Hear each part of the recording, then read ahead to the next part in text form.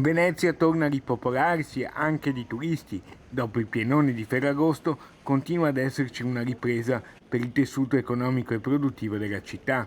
La soddisfazione degli albergatori veneziani dopo mesi trascorsi in trincea.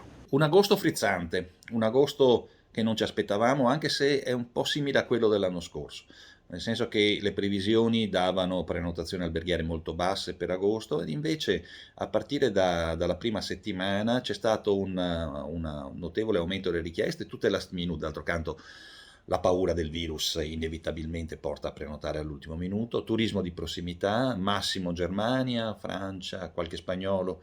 È mancato quel turismo d'oltreoceano che ovviamente inevitabilmente ha più difficoltà a aggiungere, però molti italiani. È iniziata forse la ripartenza, virus permettendo ovviamente. Ora c'è il grande dilemma, il grande punto di domanda: come sarà settembre? L'anno scorso, forti di un agosto frizzante, come dicevo prima, abbiamo dato delle previsioni come Associazione Veneziana Albergatori di un settembre positivo e poi il coronavirus ci ha smentiti, perché in questa situazione chi comanda, chi decide non siamo noi, è il coronavirus.